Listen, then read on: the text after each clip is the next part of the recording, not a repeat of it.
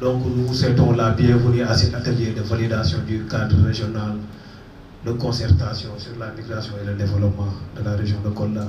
Comme vous le savez, cet atelier fait suite à celle qui a été tenue les 30 et 31 mai 2023 à l'hôtel Relais par la Direction générale des Sénégalais de l'extérieur, en partenariat bien sûr avec la GIZ et la coopération espagnole. Ils avaient convoqué tous les acteurs de la région pour réfléchir ensemble sur la problématique de la migration au niveau de la région de Kolda. Donc le gouvernement a constaté qu'il y a un foisonnement d'acteurs en la matière. Il y a beaucoup d'acteurs qui interviennent, que ce soit les acteurs étatiques, mais aussi les collectivités territoriales, les ONG, les projets et programmes. Et cela est source de confusion, de redondance et de doublons. C'est pourquoi il a tenu à inviter tous les acteurs pour réfléchir ensemble dans quelle mesure ils vont harmoniser leurs interventions au niveau des différentes régions. Donc au terme de cet atelier, il a été convenu de mettre en place un cadre régional qui sera capable de fédérer les efforts de tous les acteurs ici présents qui agissent en matière d'accompagnement des migrants de retour et des potentiels migrants.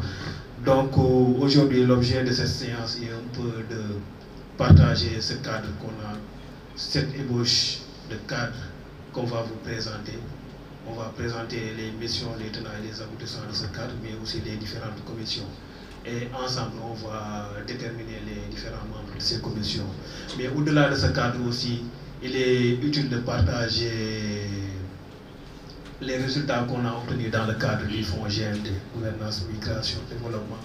Donc, il y a quelques mois de cela, le comité régional qui a été institué par le gouverneur avait fait une liste, avait choisi une liste de 64 personnes, si je ne me trompe, de 64 bénéficiaires. Donc, aujourd'hui, ça sera l'occasion de rendre compte de ce qui a été fait. On va présenter la liste des différents bénéficiaires, le taux de décaissement, la répartition par secteur et par département. Donc tout cela sera fait avec le responsable du BAOS. Donc l'objectif de cette séance c'est d'une part de partager ces fonds à GMD pour que le comité puisse avoir un retour, mais aussi de formaliser le cadre de concertation. De l'ARD, monsieur le responsable du BAOS, mesdames, messieurs, les participants. Je pense tout au début, le gouverneur a bien campé le débat. Moi, je ne saurais que vous souhaiter la bienvenue.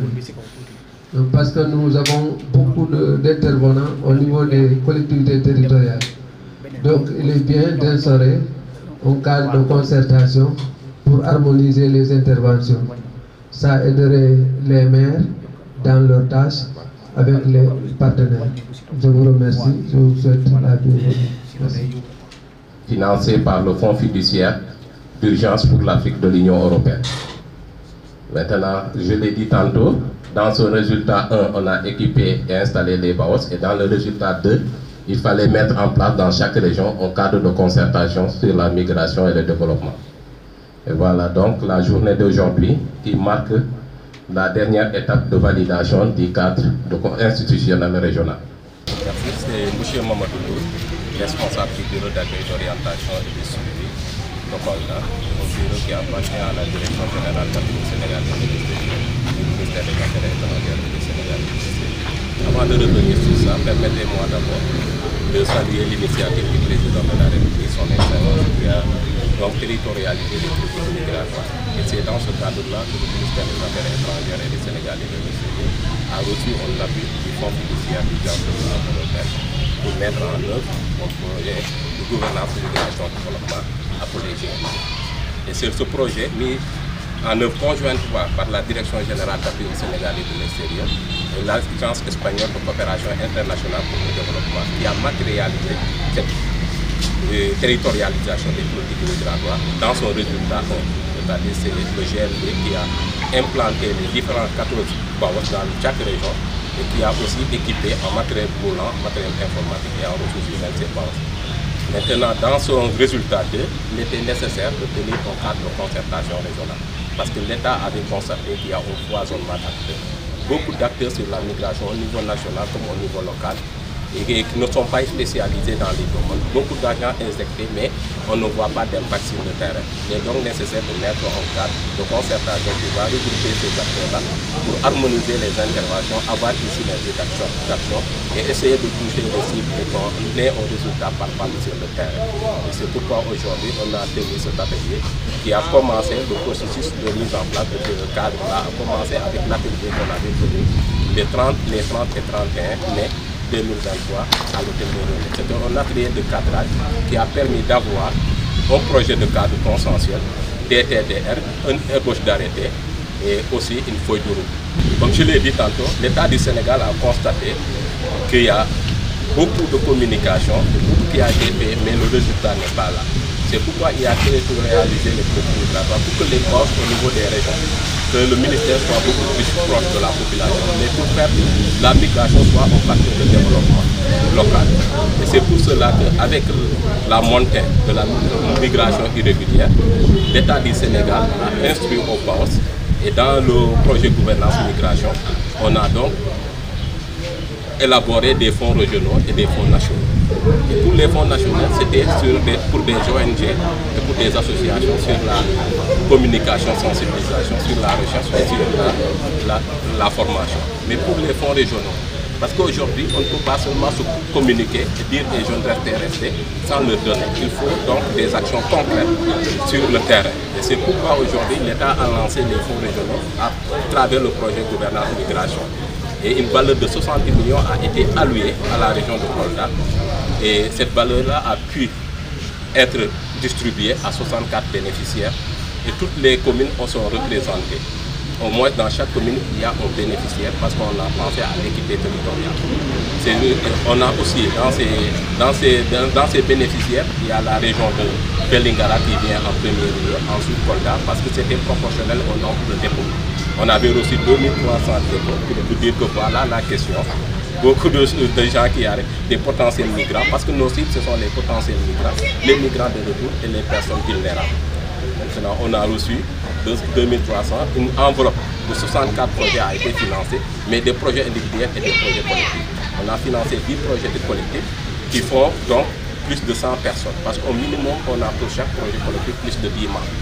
Et cet impact-là aussi va aller au-delà même des projets, va aller au-delà des familles.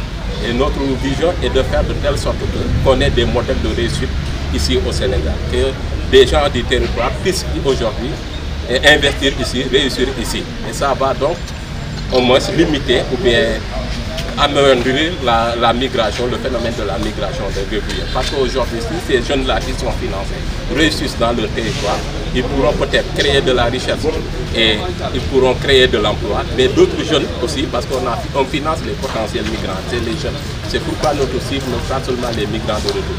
Parce qu'il faut impulser les jeunes dans leur quête d'opportunités à rester ici, à avoir les opportunités sur place pour réussir ici. Et c'est pourquoi on a financé des jeunes de 18 à 40 ans et on les accompagne. Et ces 64 bénéficiaires sont autant pour moi répartis dans les domaines de l'élevage, de l'agriculture, des services et de l'artisanat. L'élevage de mille avec un pourcentage de 73,33%, 44 millions qui est parti pour l'élevage, l'embouche bovine et l'agriculture. C'est vrai que la migration circulaire a été lancée par la direction et c'est par même le ministère des Affaires étrangères en collaboration avec une entreprise espagnole, une entreprise privée espagnole. Mais cette question-là n'était pas gérée au niveau local. C'était géré au niveau central entre la direction générale d'Atout sénégalaise, le ministère, même il y avait le ministère de l'Emploi, le ministère de l'Intérieur et le consulat espagnol et l'entreprise espagnole. C'était un comité central et ils nous avaient demandé d'envoyer 20 personnes par région. On a envoyé tous les 20 personnes. Ils ont appelé des bénéficiaires pour un entretien à Dakar avec le comité. La sélection a été faite là-bas. Donc ce n'est pas une sélection qui a été faite au niveau local, mais au niveau central, avec la présence de l'entrepreneur espagnol, la présence du consulat français et la présence des ministères, parce que ça a touché la jeunesse, le ministre de la jeunesse, l'immigration, les affaires étrangères et du ministre de l'Intérieur qui sont touchés par la migration. Base de données aujourd'hui, combien de migrants migrants de retour au niveau de la région. C'est vrai qu'on n'a pas un répertoire. Lorsqu'on a fait une situation de référence, parce qu'on a installé le bureau, on a fait une situation de référence sur la migration. Sur la situation de référence, on a pu avoir un échantillon, plus de 1000 migrants, mais on a fait des cartes aussi, on a plus de 1000 migrants, mais il y a beaucoup. On a même instruit aux collectivités territoriales d'avoir un répertoire des migrants. Parce qu'il y a beaucoup de migrants, les migrants qui passent par l'aéroport, l'AIBD, on a ces migrants-là parce qu'on a un bureau là-bas. Ils passent. Mais il y a des migrants qui font un retour volontaire non assisté. Ils viennent demain et le plus souvent, ils n'ont pas l'information pour passer dans le bureau pause. Donc c'est pourquoi on a instruit aux collectivités territoriales à avoir un répertoire. Pour avoir, parce qu'on ne peut pas, comme vous l'avez dit, les données sont très importantes. Aujourd'hui, on ne peut pas faire une stratégie sans maîtriser les données. Donc il faut maîtriser les données pour avoir une bonne stratégie d'intervention. C'est pourquoi on a instruit aux collectivités d'avoir des répertoires de migrants. Mais il faut noter qu'aujourd'hui, l'État du Sénégal a dit que la région de Kolda est la première région de retour de migrants internes. Ça, c'est un fait. C'est la première région de retour. C'est pourquoi aussi beaucoup de choses sont en train d'être faites à Kolda. Le choix de Kolda comme la journée internationale des migrants, c'est pour voir quels sont, entre acteurs, la presse, tous les fils, voir comment ensemble, parce que nous, je le disais, le bureau est ouvert. On est ouvert à tout conseil pour voir comment on peut remédier à cette situation de la migration irrégulière, mais comment faire pour que la migration soit un facteur de développement des territoires. Voilà un peu l'impulsion du programme.